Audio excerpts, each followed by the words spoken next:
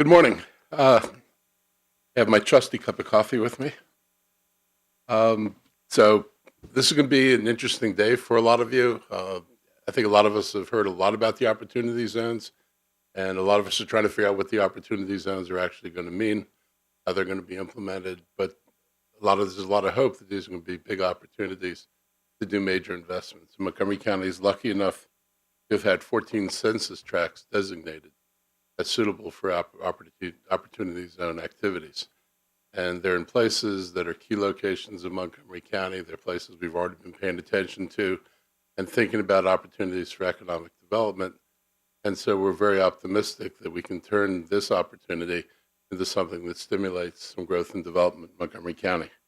I want to thank the AFI for doing this and Montgomery County's Economic Development Corporation and the Federal Reserve Bank of Richmond for all coming together to make this possible. Trying to figure out how to grow the economy in Montgomery County is one of our major priorities. We have lots of empty spaces. We don't have businesses to operate the spaces. We need to figure out how we're going to draw more businesses into Montgomery County to take advantage of an environment we already have and how we can take advantage of opportunities for development where we actually have plans. And, when you're talking about White Oak or White Flint, there's lots of land there that can be developed, and it's in prime locations, and it's in our interest to figure out how to make the best of those locations. And that's only 2 out of the 14 places in Montgomery County. I want to let people know a little bit about what we're going to try to do from the county's perspective to alter the perceptions about the business climate in Montgomery County, because we've heard a lot about how difficult we are to do business. I certainly heard a lot of that over 2 years of campaigning. And so we've already started with one project, which is Sydney Katz is heading up a group that's going to review all of the regulatory environment that business operates in Montgomery County. So if you want to start a business here, we're looking at what Montgomery County requires, and we're going to benchmark it against all the surrounding jurisdictions, because people always tell us, I won't say always, but frequently enough, say, I'd rather do business in Frederick, I'd rather do business in Howard, or I'd rather do business in DC. We want to understand why. So we're going to look at our regulatory environment. We're going to benchmark it against the other jurisdictions. We're going to look at our building code requirements and see how our use of building codes, particularly when it comes to reuse of existing buildings that were built in the 70s, 80s, and 90s, whether or not we are over-regulating the occupancy of those spaces and whether other jurisdictions are actually requiring less work than Montgomery County requires. These seem to make a difference to people. I've had folks come and talk about how much more expensive it is to bring a building up to occupancy in the county than it would be to take a similar building in a different jurisdiction. So our goal is to spend 6 to 9 months benchmarking us against everybody else. And I'm going to get a package of legislation, and I'm going to level the field. And whatever we need to do to make Montgomery County like everybody else, we're going to do. I do not expect anybody to be saying this is the best regulatory environment in the region. I just don't want to be the worst. And my goal is to get everybody to say you're no worse than anybody else. And that would be a victory, because if we're all playing on a level playing field, then people will feel that they're incented to locate Montgomery County. I think we have amazing assets. We have a really, really strong school system. We have one of the most diverse and highly educated communities in the region. We have lots of metro stations and lots of opportunities. And so we've got to figure out how to take all the assets of Montgomery County and make sure we're able to capitalize on them. We've already been working with Governor Hogan. I've got a meeting with Secretary Schultz this week. I've had conversations with the State Highway Administration about getting our transit projects back on track. I will note that the governor announced the other day that they're going to start at the American Legion Bridge. Anybody who was at the breakfast for Montgomery early, I guess it was in December, when I made a comment about the governor's transit plan, and said, if you want to start at the American Legion Bridge, because that's where the problems start in Montgomery County. So I was really happy to see that he, and talking to his transportation team, decided that, in fact, they should start at the American Legion Bridge.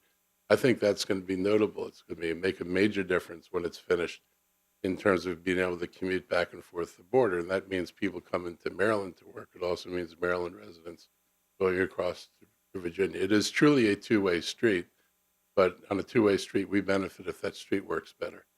And so I'm looking forward to working with the government on improvements, particularly on the bridge, particularly on I-270, where we can get these improvements done for a lot less money. We don't need to rebuild I-270 to get 2 lanes into I-270.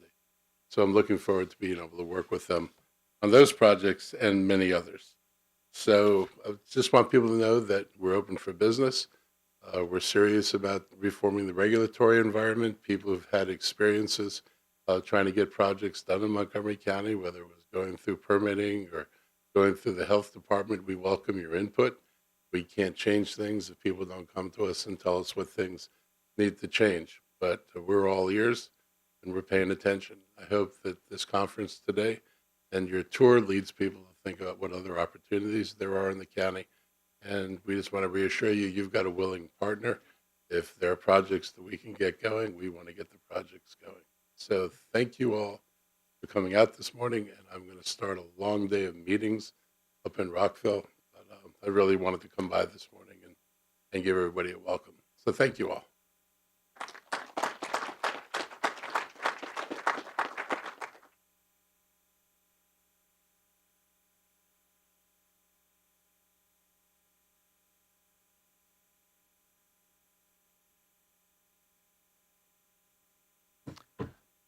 How are you all? Good morning. My name is Todd Pearson. I'm a Senior Vice President with the BF Saul Company, and today I'll be speaking to you about Twin Brook Quarter, one of our projects that is located in one of Montgomery County's opportunity zones. I know we were talking about the county being pro-business. They're holding a conference today on opportunity zones, and with a bus tour, and have a 65-degree day in the middle of February. So it doesn't get more pro-business than that in my perspective, when you can call that in.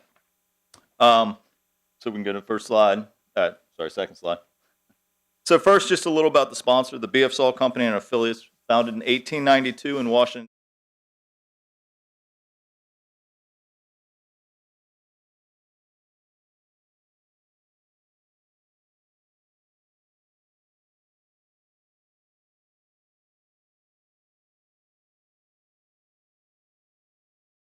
Rooms, about 5 million square feet of office and mixed-use space, and 1,400 metro approximate apartments, with about 8 million square feet in the development pipeline. And we do have in-house finance, development, construction, leasing, and management. We do most everything in-house.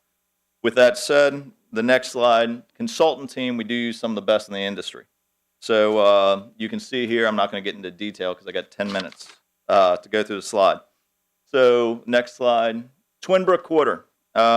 We've got an 18.36 acre site located on Rockville Pike, and directly next to the Twin Brook Metro station on the Metro's Red Line. Since new development, they ended the Grosvenor Turnback, so this site now has service every 4 minutes during rush hour, which is a great improvement and a great thing for the county. As we move on to the next page and really look at some regional context, the site is 6 miles from downtown DC. It's about a 10-minute metro ride, downtown Bethesda. 10-minute metro ride, and 12 miles from Metro Center. It's about a 30-minute metro ride to get from the site to Metro Center. As on the next slide, we'll look at some development context.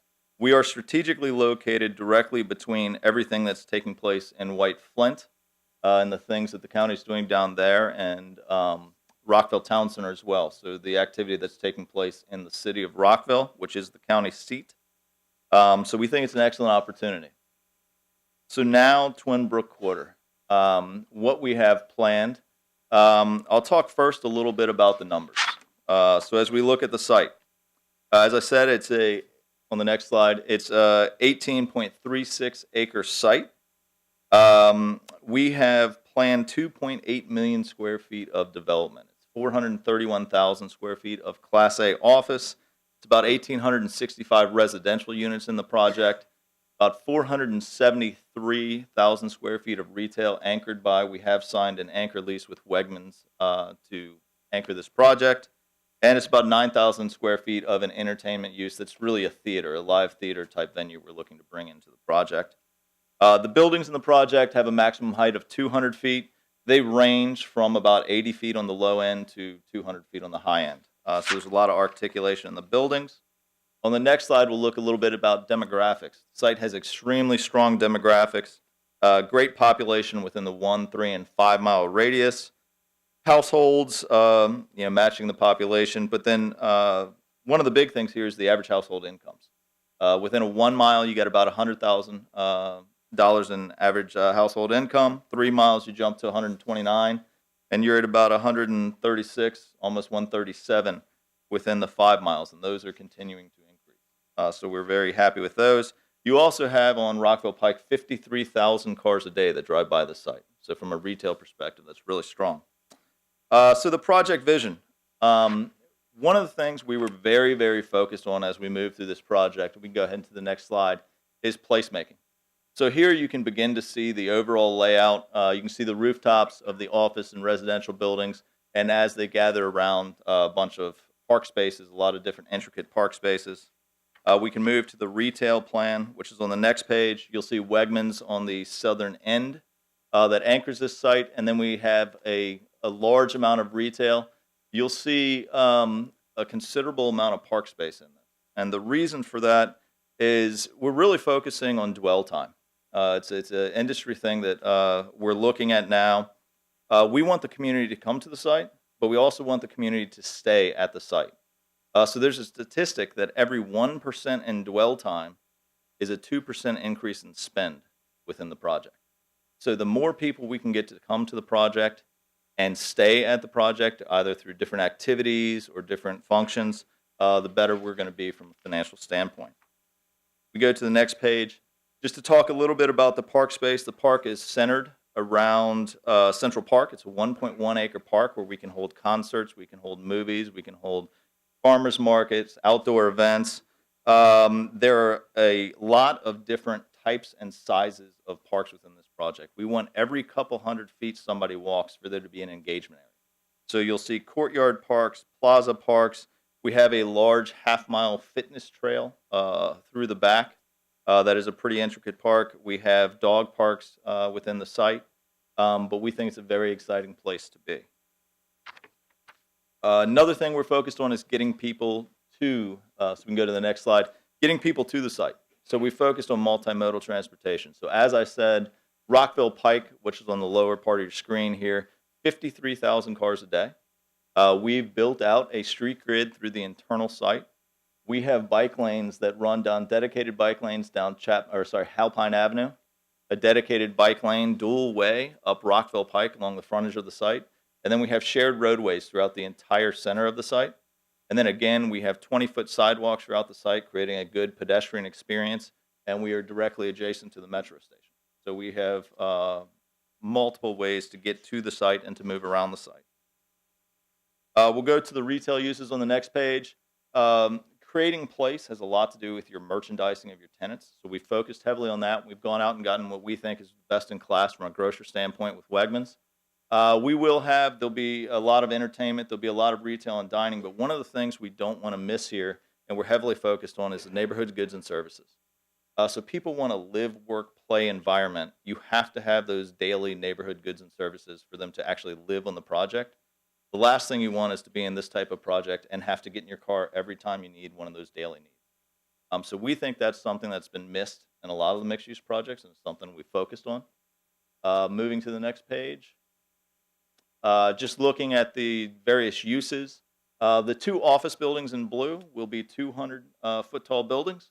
Block 7 in the back of the site actually has the potential to be a 200-foot tall building, and that's because we are looking at a pedestrian bridge that would traverse the CSX and WMATA tracks there to provide connectivity to the, I guess that would be the east side of Rockville. And then you see the residential buildings. Those residential buildings range, most of them are around 150 feet, although Block 5 is actually a 90-foot building because we have some housing over there, and we told the community that we would respect those houses, so we've kept that building smaller. And then I'll just take you through a couple renderings. We have some early watercolorings of renderings of the site. So this would be looking over the Central Park towards the building where Wegmans is, so you can take a look at that on the next page. You can see kind of how that starts to take place, the pedestrian promenade on the right side of the screen there, Central Park. looking back towards that first building. On the next slide, this is looking back the other way, and we have a small 2-story building that is an end cap to that park, and that we're really looking at something to be a union market type use or something that provides a lot of activity for that park space. So you can, on this slide, you can see that taking place, a lot of outdoor dining and activity there. And then this is an overview of the entire project of how it would look and come together. I have contact information there if you'd like to reach out, and I think with that, we have time for questions. If anyone has any questions. Yes, sir?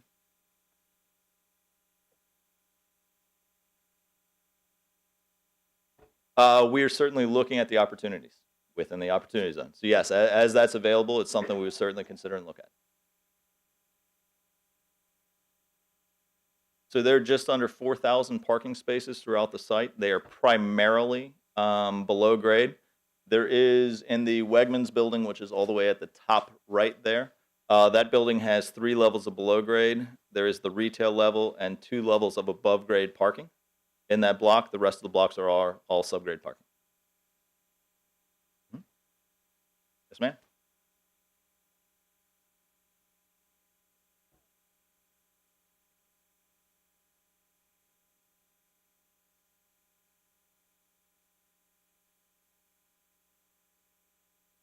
So in this project, we think merchandising of our stores is extremely important. So we will have a lot of smaller mom and pop stores, but we will also have some of the larger stores like a Wegmans just to provide that credit profile that we're looking for in our project.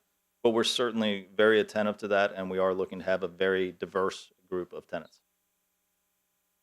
Yes, sir.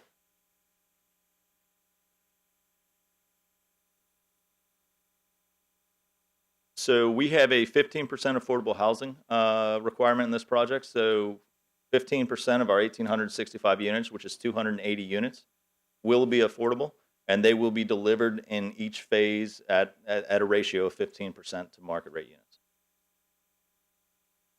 Yes, sir. I would love to look at distilleries. I am not quite in tune to exactly the laws in Montgomery County right now. I know there have been some recent changes, but I think that's something that could work very well on a project like this. Any other questions? Yes, sir.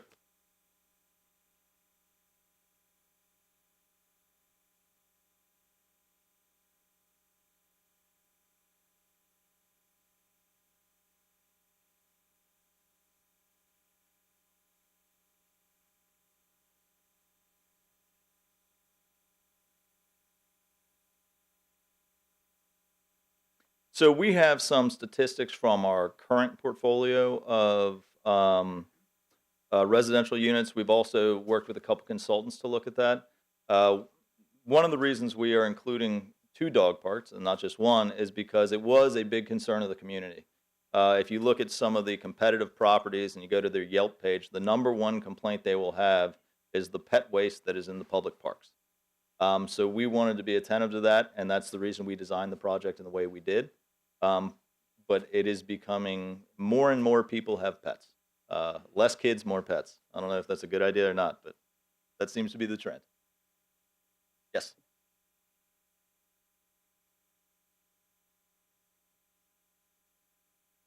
Yes. So the phasing is going to be market driven. So we're going to move through as quickly as we can, but it will be market driven. The first phase is the Wegmans block. So that's up on the top end there. We plan to break ground in 2020, first quarter of 2020. So that's the first phase, and as quickly as we can move through and demand will allow, we'll move through the project. All right. Seeing no more questions, thank you all very much for the opportunity to speak with you.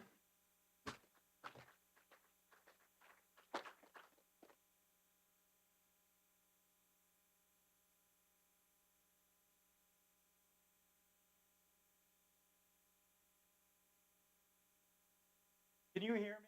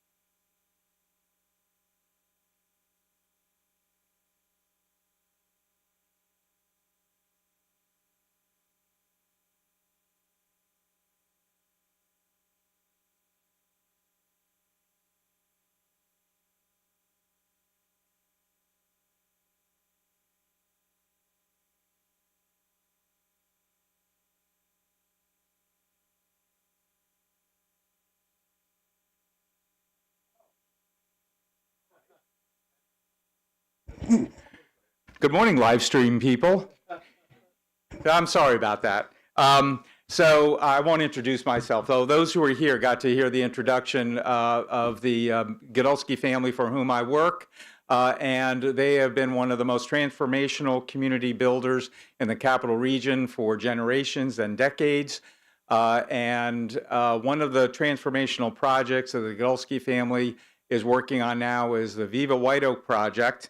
And next page, I guess go to the first page. And it is just up the street. I hope some of you will come on the tour and we can give you much more detail about it. The short story is the raison d'etre of Viva White Oak is that Montgomery County is blessed to have to be the home of the consolidated FDA headquarters. And one of the reasons why we've had interest in the biomedical community for locating in White Oak is because there are bioscience clusters all around the state and all around the country, but there's only one FDA headquarters in the world. And it's right here in White Oak, right next door to where our Viva White Oak project is. No matter where in the world the next great innovation in public health takes place, the next vaccine, the next drug discovery, the only way it can get into the U.S. health marketplace is right here in White Oak, next door to where we are. And that's so the purpose of it. In short, the next slide, a little bit of the location. I usually do this for larger international audiences who don't know the Washington Capital Region area that much, but we're in the Capital Region. But for those who think Washington sometime is dysfunctional, the good news is we're just outside the Beltway, not inside the Beltway, where the FDA is located. The FDA sits on about 660 acres owned by the federal government. The GSA is the landlord. The FDA is the tenant.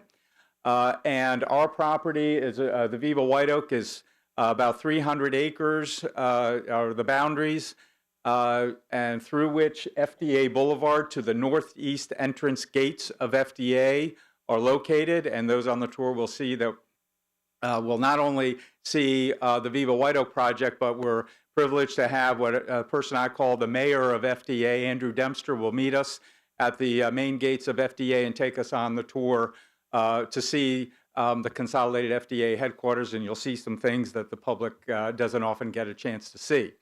And then next to our 300 acres is approximately 50 acres where the new Adventist White Oak Medical Center Hospital is being built. You'll see that is under, it's all under roof, and it's ready to be open in later this year, that facility. Next slide. One of the, and as we talk about what the opportunity zones are and what distinguishes our opportunity zone maybe from others around the country, as we've heard from OZ Fund organizations saying they don't know of too many single opportunity zone properties that are of this size, 300 acres and 12 million square feet of development with up to about 5,000 residences in this mixed-use community, is all the characteristics. Again, the only FDA headquarters in the world. We have a very unique public-private partnership with the FDA. We signed a memorandum of understanding with the FDA to engage our biomedical community in the FDA's various initiatives. And many of you may know recently the FDA now has operates under the 21st Century Cures Act. The ideas of biomedical innovation, the moonshot, dealing with trying to deal with cancer treatments and everything. When we entered into this memorandum of understanding, that's the commissioner, former commissioner of the FDA, Peggy Hamburg, who personally wanted to sign this memorandum of understanding because this is important not just for general health sciences, but also important for the FDA to be integrated into this mixed-use community where everyone will live, work, and play together and interact in White Oak. The deputy commissioner at the time said it's unprecedented. The FDA does not and has not entered into a memorandum of understanding like ours at any time. Next slide, please.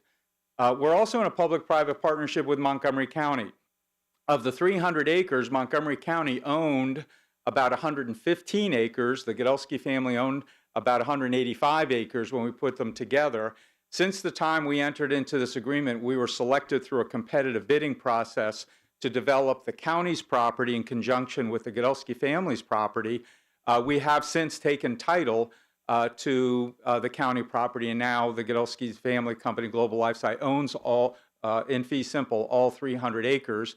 We went through the process, the entitlement process, and just last November, the Park and Planning, thank you very much. I see one of our commissioners, chair of the Planning Commission, approved the land entitlement of our preliminary plan for the 12 million square feet on this property, and therefore we closed and took title, and we now have put shovel in the ground and are underway. Next slide. Part of the examples, and really what will Viva White Oak become, in many ways, as I said, because no matter where in the world the next innovation happens, the only way it's going to get into the U.S. health marketplace is through the FDA. Well, our memorandum of understanding with the FDA was really a catalyst for this memorandum of understanding we had for collaborations with Hyderabad, which is in the Telangana, India. And the idea was that's sort of their Silicon Valley of biohealthcare in India.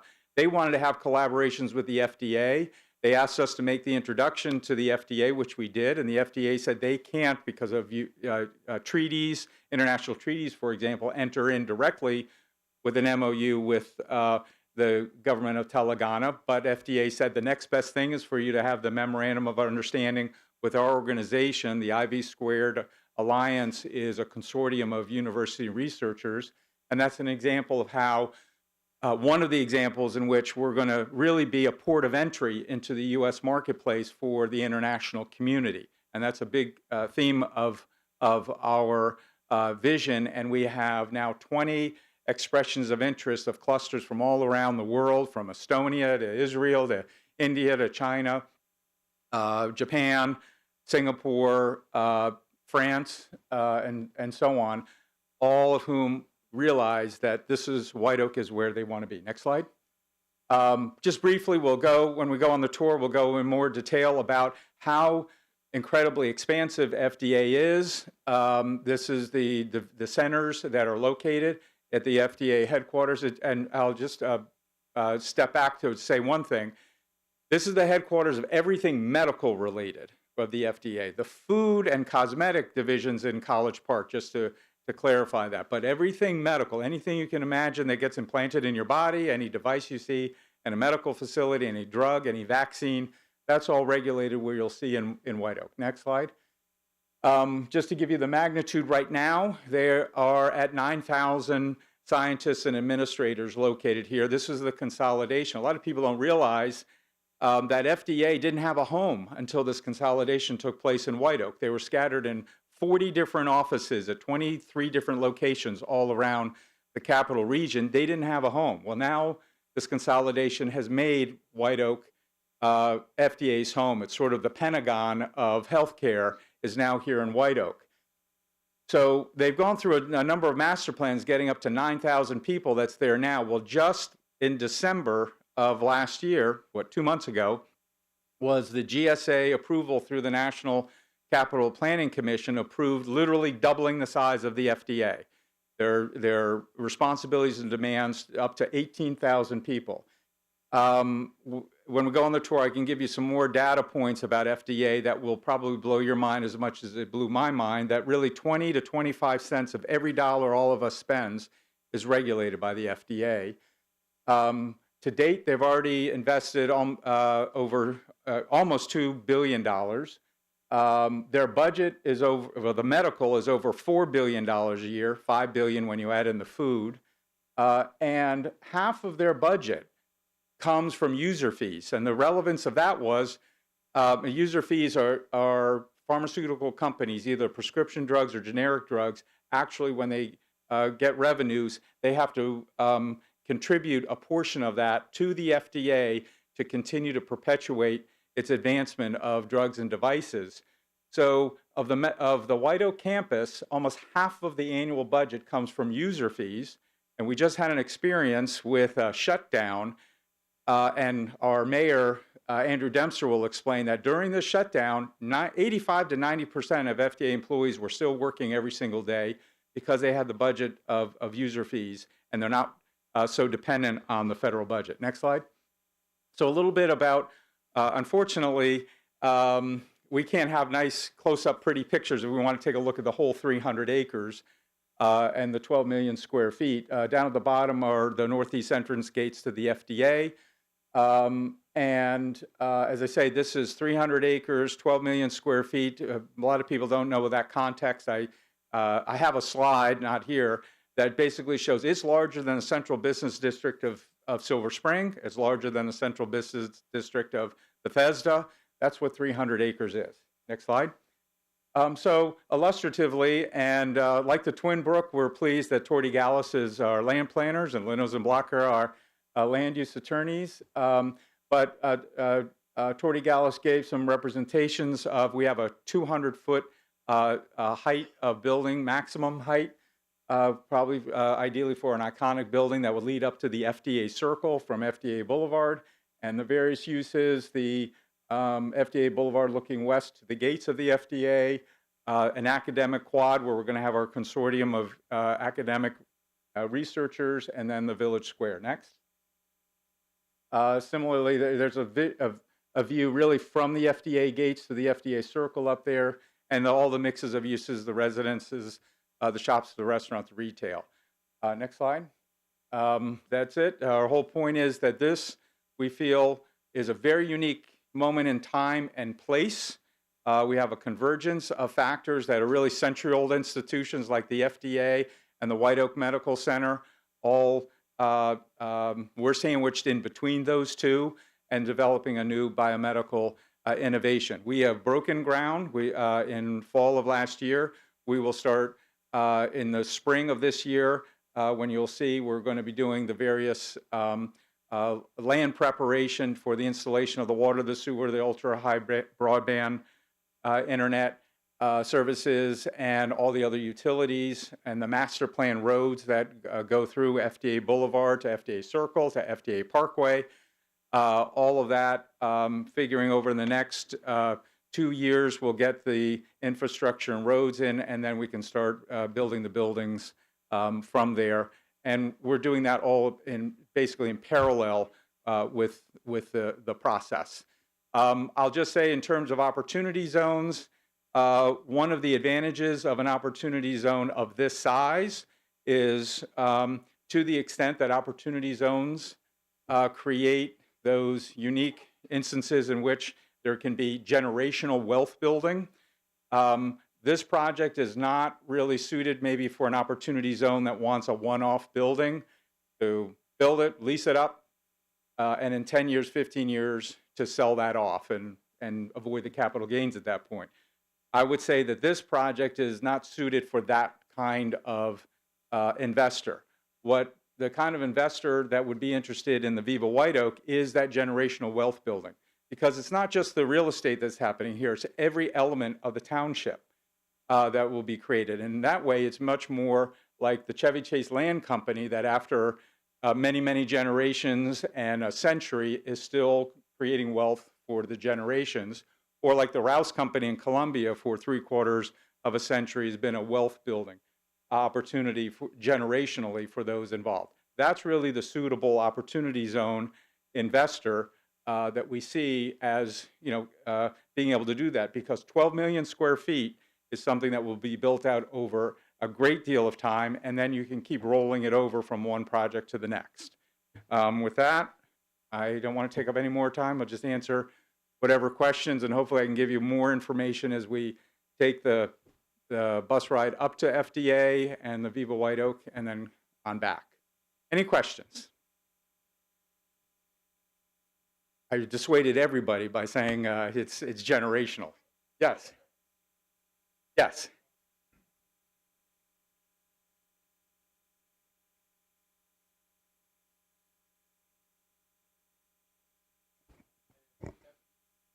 That's a great question. The question was, what's the difference between NIH and FDA? Okay, well, we'll do both the differences and the relationship.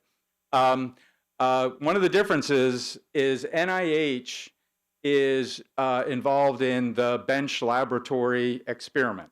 It's the front end of finding innovation. The FDA is on the back end. They're the step before the drugs, devices, and the innovation gets to us. So as you can imagine, if 90% of or more of the research doesn't really end up having commercial viability or success, that's what NIH is geared to do.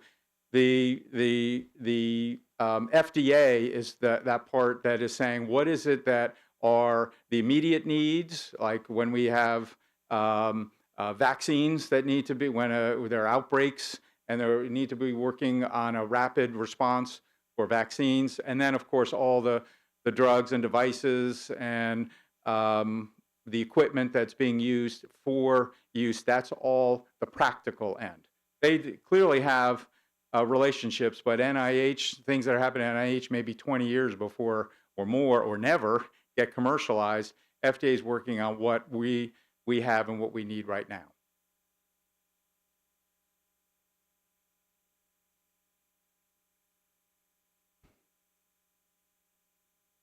The question is, how many new employees will be coming into Montgomery County on account of the consolidation? Well, first of all, the first 9,000 people have been happening over the last 10 years. When the first building was open, was about 10 years ago. So that 9,000, there have been A, migration, and B, retirement and new hires. I don't know, and maybe a question we can ask Andrew Dempster of FDA, how many new have already come. Of the next 9,000 that they want to come to White Oak, about 3,000 would be coming from existing facilities to sort of finalize the existing consolidation.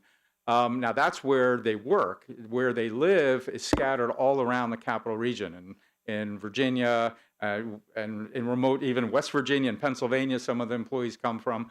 And so in terms of how many are already here in Montgomery County, I don't know. But of the next 9,000, about 3,000 would be from existing offices, 3,000 new people. So they expect 6,000 new employees within the next 5 years. But really, by the time the first building could be built for the consolidation, that's 3,000 new. That doesn't account for the turnover of people who retire and new hires for the existing 12,000, and then they expect in the next 5 years after that they'll need space for another 3,000, and that was the purpose of the master plan. Yes.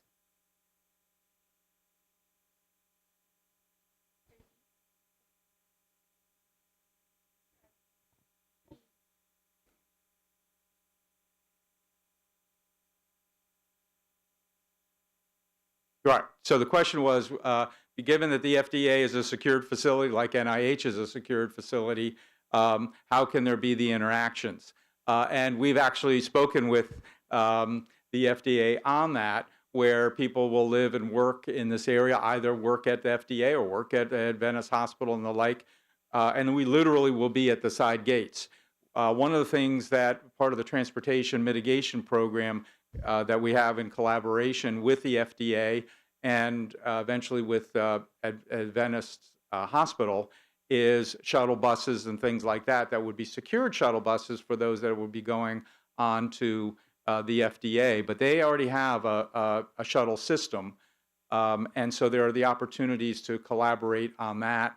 One of the other things and I apologize for assuming everyone knows what's happening in this area, but the first rapid transit line in Montgomery County is going to be going right down Route 29 from the Howard County line down here to Silver Spring, going by the Viva White Oak property. And one of the stations of coming off of the 29 line is planned to go right to the basically to the FDA circle right outside the FDA gates. So there are opportunities to move people there and shuttling in and out. But yes, it is a secured facility. But if with scientists and academic researchers and the part of the collaboration the FDA wants us to do is to bring private industry too, all the stakeholders in advancing biomedical innovation in the 21st Century Cures Act. They'll have they'll have that access cards to be able to get in and out freely.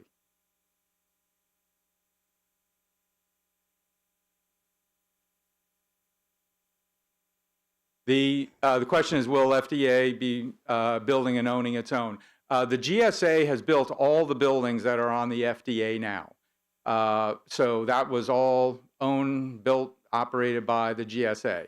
The GSA just went through this master plan of increasing it to 9,000 more employees. And in that master plan, they showed buildings on the FDA campus that could be there, but they didn't get to exactly whether those would be constructed in a public-private partnerships or elsewhere. That's a lot of that's going to be on a funding issue. Yes. Any other questions? Well, yes. Oh, I'm sorry. Yes.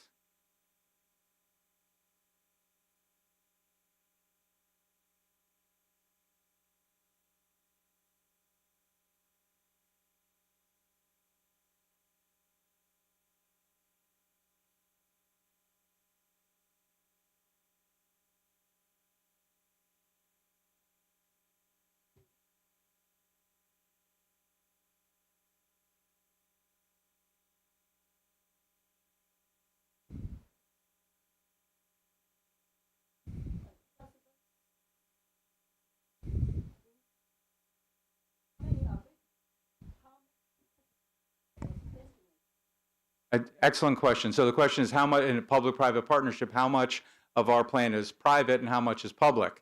The public-private partnership is really more programmatic in terms of the biomedical innovations and things like that with the FDA and with Washington Adventist Hospital.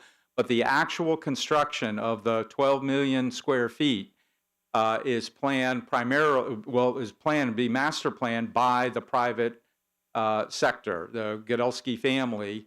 And I can, when we go on those on the tour to find out more about that, I can talk a little bit about the Godelski family's background on doing these transformational projects all around the area. They developed Tyson's Corner, Wheaton Plaza Regional Shopping Center. They developed the Treville and the Shady Grove Life Sciences community that were transformed those areas. But that's a very good question, because in terms of the opportunity zone aspects, all of this 12 million square feet is under the control of the Godelski's family, the private sector. Now, there may end up being this consortium of universities that might own the building on the land that the Godelskis own, but obviously the FDA is public. It's a nonprofit, the Washington Adventist Hospital, but the 12 million square feet, 300 acres will be private. There'll be private homes, the 5,000 approximately homes. That's private.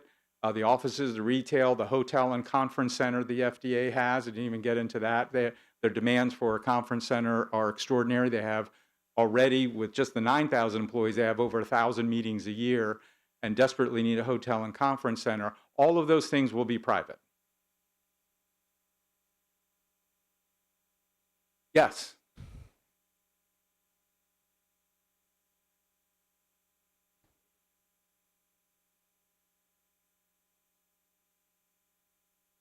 Yeah, so the question is, are there incentives for FDA employees to live here? And the answer to that is absolutely yes, as well as with the Adventist Hospital. And just want to also mention, we talk about in this area already as a catalyst, the federal government's invested over $2 billion in the FDA, with more to come.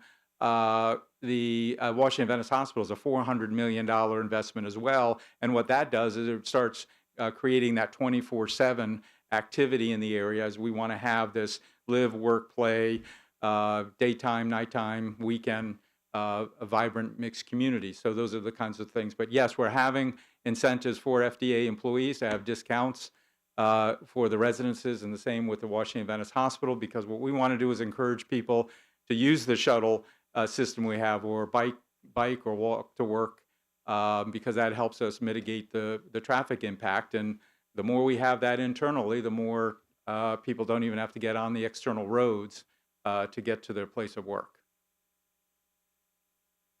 Well, thank you very much. If you have any more questions, you can ask me if you come on our bus tour. And I can't wait for you to meet Andrew Dempster, the mayor of FDA, who can answer all your questions and describe a little bit why this is such a unique opportunity.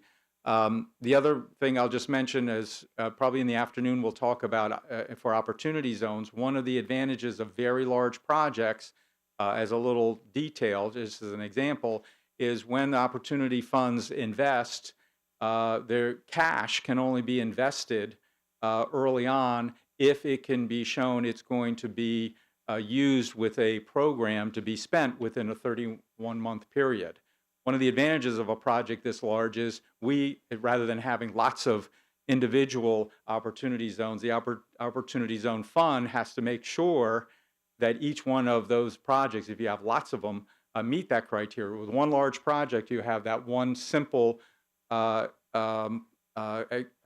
investment plan, and within the first 24 months, we're probably going to have $150 million of investment in just getting the ground prepared, the master plan roads, and for the first buildings to come up. So I think you'll see that that's one of the big advantages of a project this size. It's the largest one in Montgomery County, again with 12 million square feet, and we've heard from Opportunity Zones, it's probably one of the handful in the country that are this size. And so hopefully if you have that interest, you'll come and see more about it. Last question. Thank you.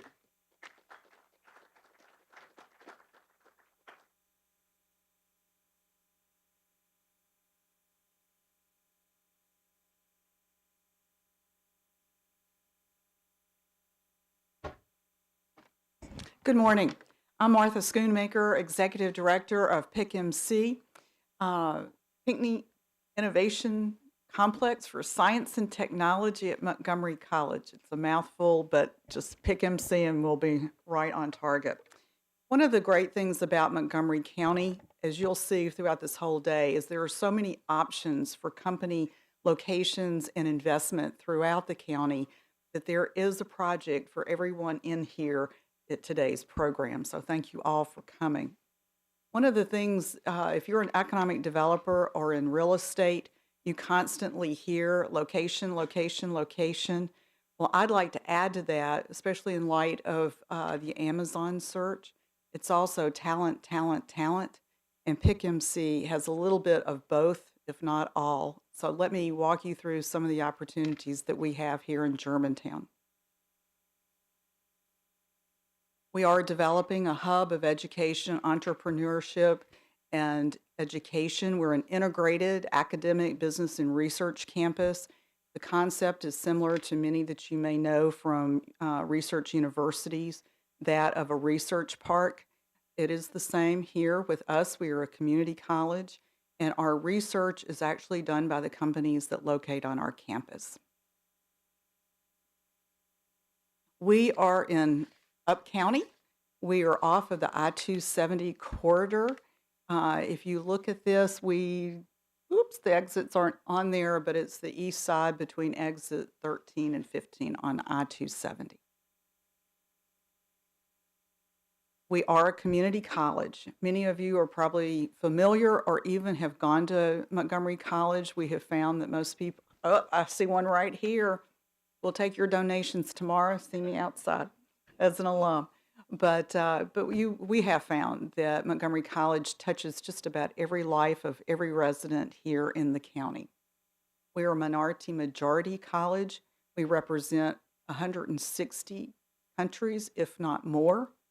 We are ranked the most diverse community college in the country.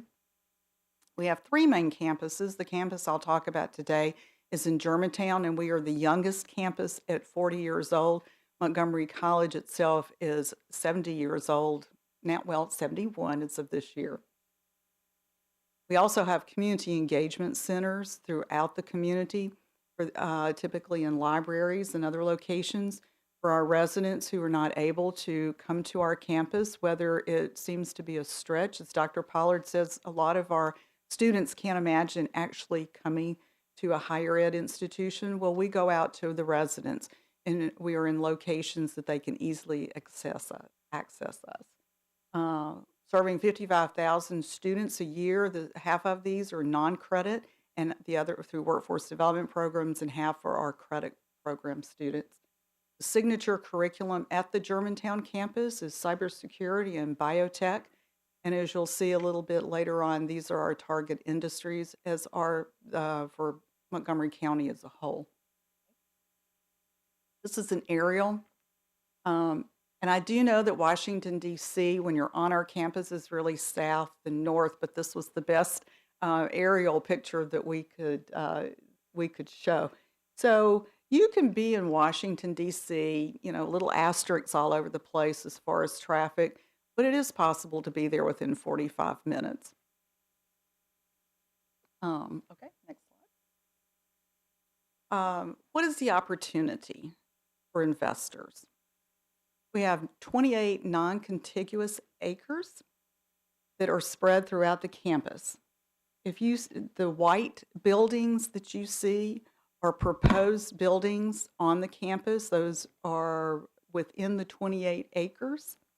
We are adjacent to I-270. It's a very easy on and off location with parking that is like you don't have to hunt for it. It's there. And as I travel around this region, I know how valuable parking is.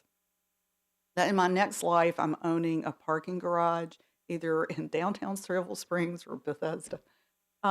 We are zoned life sciences, meaning that any of the life sciences, biotech, cybersecurity companies that are interested in being on our campus, we've got the zoning already taken care of. How do we do that? It's through ground leases. Montgomery College owns the land, and we are not able to sell that land. We will own it, and right now there are leases up to 99 years. Again, talent, talent, talent. Okay.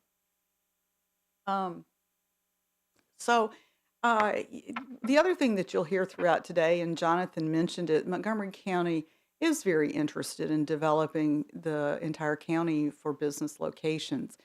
And we have also partnered with Montgomery County in around 2000, 2001 to that time frame. The county came to the college having identified this location as one of 3 throughout the county to continue to develop the cluster of life sciences. Germantown was one, White Oak was another, and then in the middle of the county near Johns Hopkins University. And if you're seeing a trend here, that's how important being attached or close proximity to educational institutions because of that talent is. That's something that Montgomery County has recognized early on. So there is that public-private partnership with the county as well.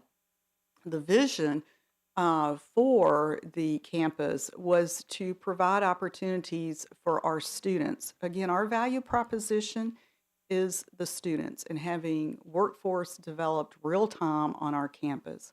We wanted them exposed to the latest and greatest in technology, to be exposed to entrepreneurship, as well as entrepreneurs in research and development. We want our companies that are locating on our campus to work with our students and the college through whether it's internships, apprenticeships, employment opportunities, adjunct faculty opportunities. This all provides our students with ready market skills that they can go to work for you or anyone in the county tomorrow. Let's see. Let me see what the next slide. Okay, let me back up a minute. Also, interestingly, we think of the Germantown campus as being somewhat special. It has magical abilities. When you look at what took place on the Germantown campus during one of the biggest, greatest recessions and real estate drop-off in the world, I think, during 2007, 8, 9, 10, let me give you a little background of things that happened that probably shouldn't have happened. One is that we had an incubator, the Germantown Innovation Center, located on our campus. This is a county-owned incubator. It currently, we'll see a little bit more about it, but that was located there providing our students, again, exposure to entrepreneurship, number one. Number two is that we had Holy Cross Germantown Hospital locate on our campus, and then a medical office building. So, two, three is that we received funding for a biotech building that was completed in fall of 2014 when Holy Cross Germantown Hospital opened. We received this money so that we are able to provide the latest and greatest training to our biotech workforce here. And then third is that we also wanted space for our companies in the incubator to grow and spill over, which PICMC is the result of that. So a lot of good things happening on the campus, even at a time when it was probably not expected to in a downturn. So now that we're having an upturn, we're expecting even more. Okay. Target industries, these are some of the ones that we had talked about earlier. They do mirror the Montgomery County target industries and are in keeping with our life sciences zone. I might add too, there is opportunity within the life science center zone for student housing, potential retail that serves the main industry, hotels. There's opportunity also for some potential public-private partnerships with academic buildings. So these are all the possibilities within this industry sector and zone. We do have an additional incentive. We joke about we are truly in the zone. We're the only community college in the only zone so far in Montgomery County, the RISE zone. This is a state initiative that was created to provide incentives for companies to locate next to or adjacent to educational institutions, which again, I love. There's that direct connection to education. While this is a state program, it is supported by the county.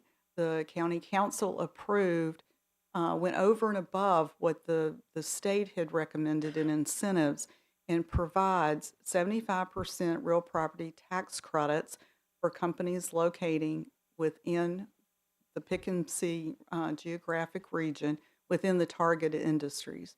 For other related industries, as I mentioned, whether it's the small retail, hotels, et cetera, there is an incentive of 50% for year one and 10% for years 2 through 5 for real property. In addition, there's also income tax credits that are available as well for job creation. Okay.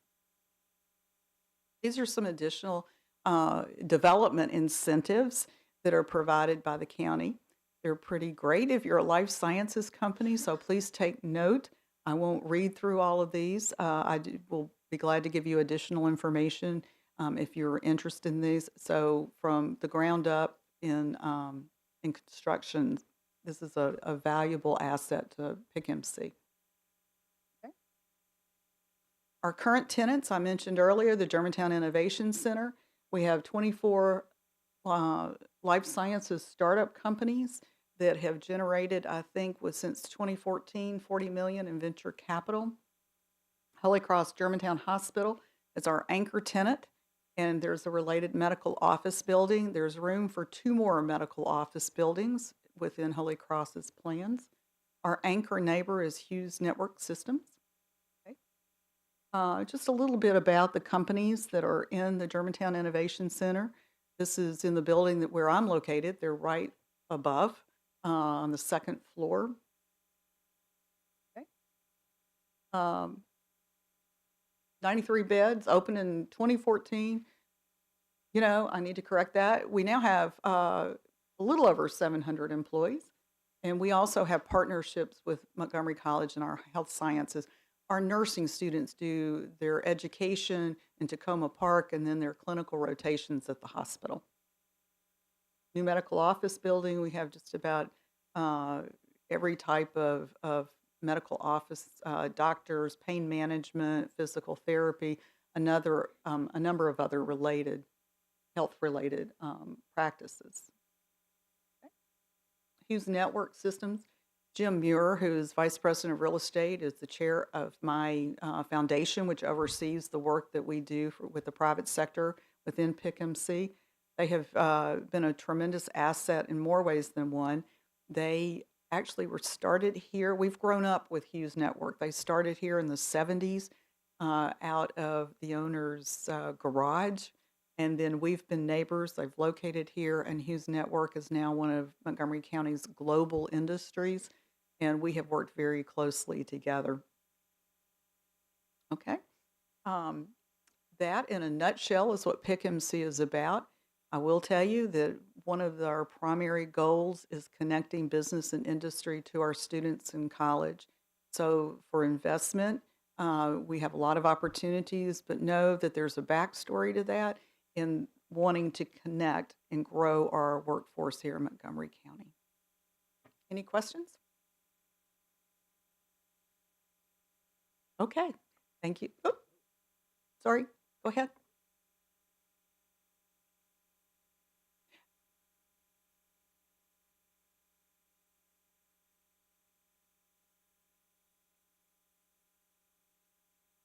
Yes, the question was, are we an opportunity zone? Yes, we are an opportunity zone. Thank you. So we have an opportunity zone and a rise zone. So there are capital gains tax advantages as well as real property and income tax. Yes.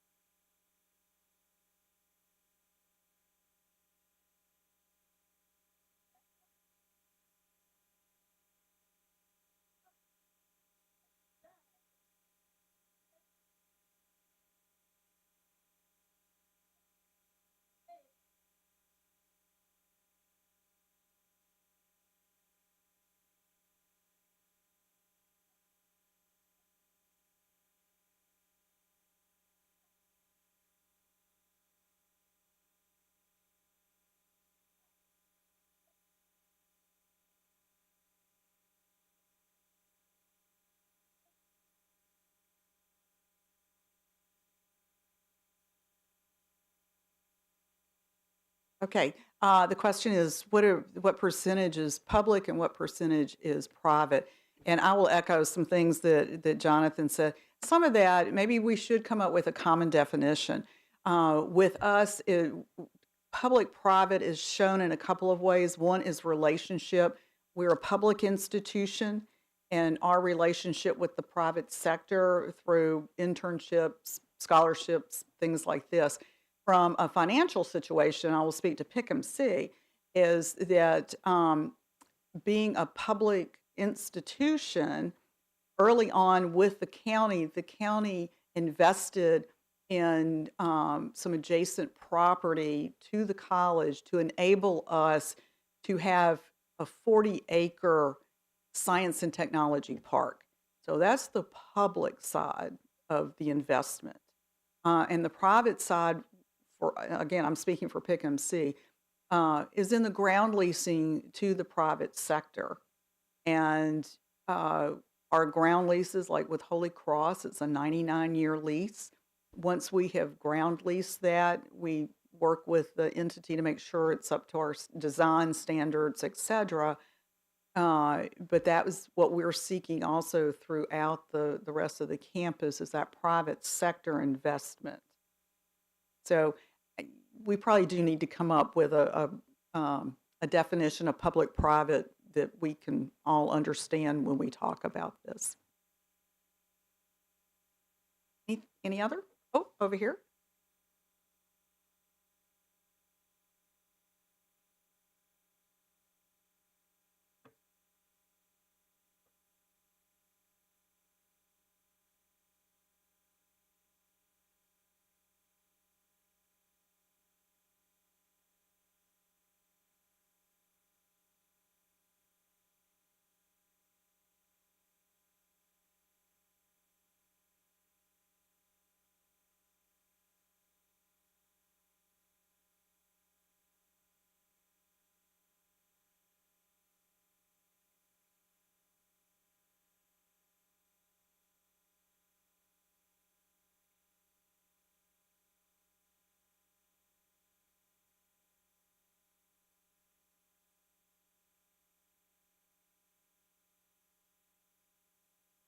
The short answer is yes, we are aware of needs, and companies have talked with us about that. Uh, at this point, we would not be the developer of that facility. We would seek to ground lease our property to developers who would do that, or to a company, a single-use company, or who would do that.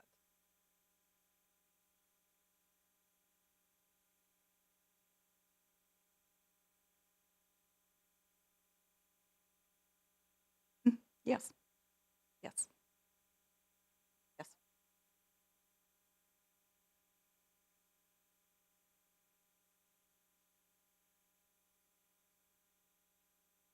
Well, it could be a shorter term. I mean, typically it's anywhere from 40, 60, 90 year. And a lot of that would be within the ground lease, how that's handled. Certainly, I think, Holy Cross would be an example where a hospital pretty much has been around for years, and I'm just putting it out there that, could be renewable because they want to continue. A lot of that would be in the actual ground lease, whether it reverts back to the college, whether it's renewed, it's addressed in the ground lease. Okay? Yes.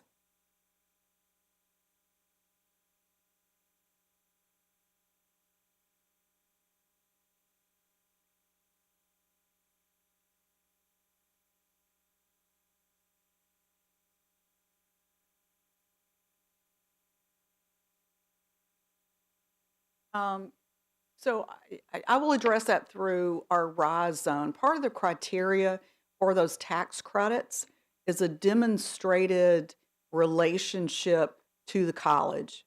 Startup companies, the criteria for those will be different. They're not a Fortune 500. They don't have the resources, and it may be, hiring one student intern. So there's strong incentives. There are not requirements, but there are strong incentives to connect to our students. Okay, I think it's time for Tom. Are you up next? Thank you so very much.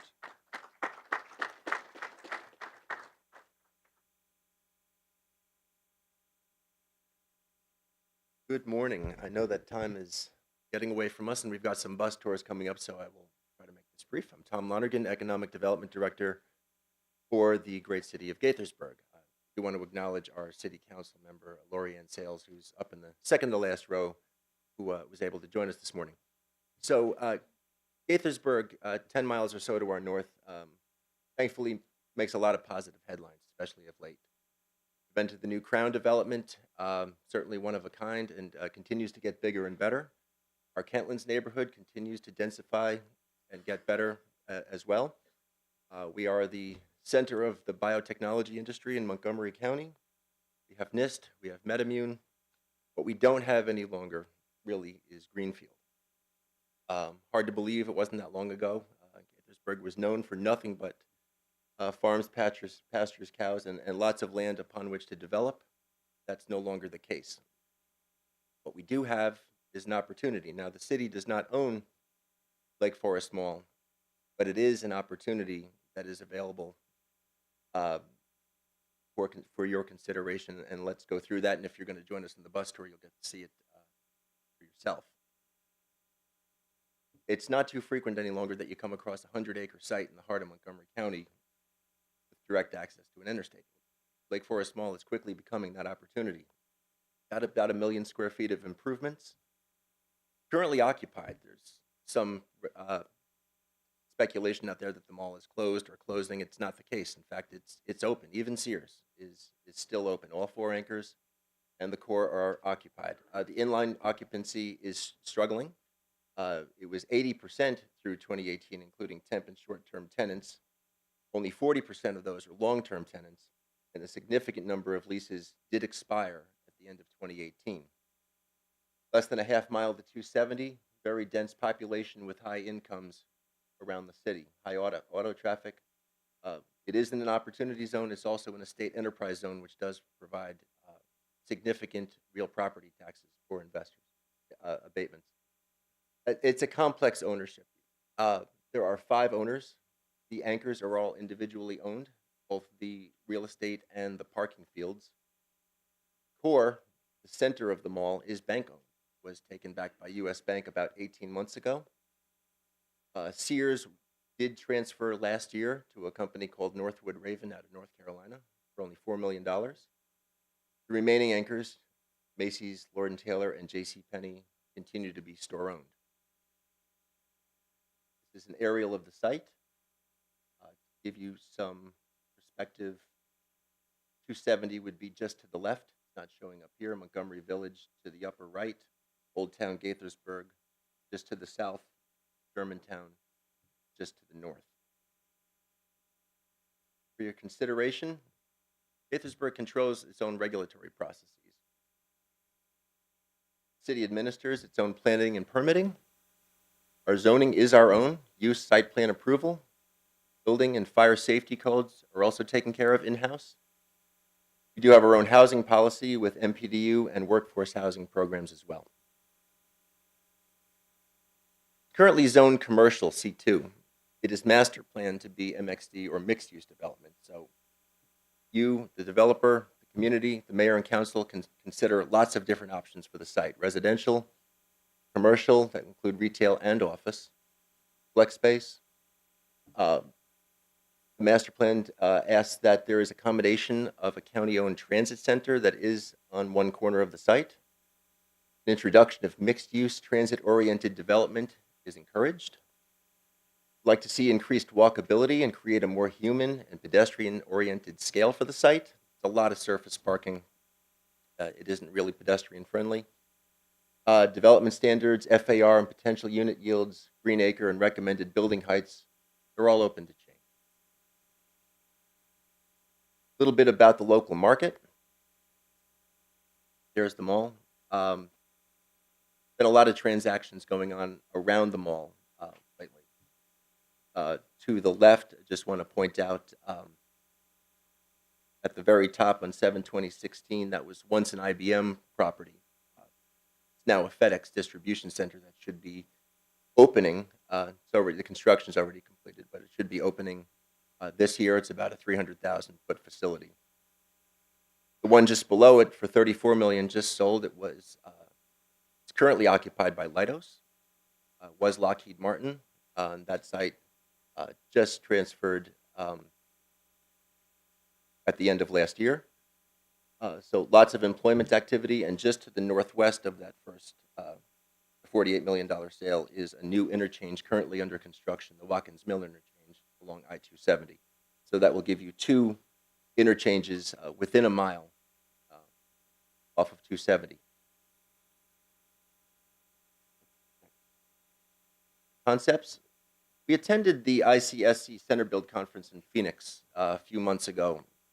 Frankly, just because a lot of folks like yourself and engineers and architects were going to be in attendance, and we threw this site at them, and for a couple of hours we gave them the chance to conceptualize and break out the bumwad and have some fun doing some designs. So lots of different stuff came up. Again, this was just some really smart people sitting around for a few hours over breakfast and coming up with some concepts about what might be able to fit on this enormous site in the heart of a fast-growing, relatively affluent city. I don't know if you want to scroll through some of those.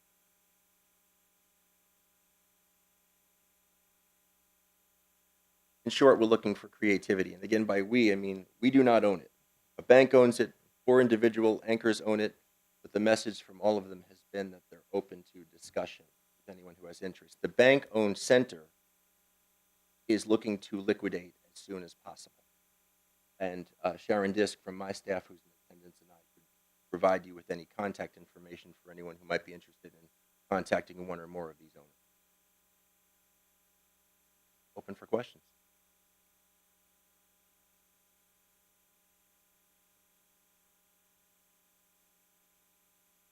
No.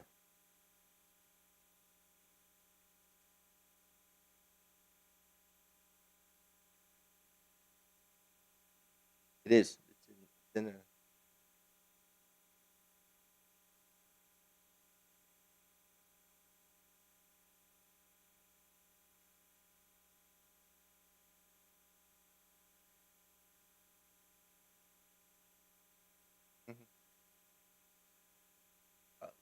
like any good small property, it's not easy. It is governed by what many of you know is a reciprocal easement agreement, which governs what can and can't happen on the site without the full cooperation of all the other owners. You may recall the White Flint experience. There were a lot of complexities that arose due to that agreement. So there is a structure in place to address everything from landscaping to maintenance to taxes that would need to be negotiated for any owner who had interest in doing something beyond current layout.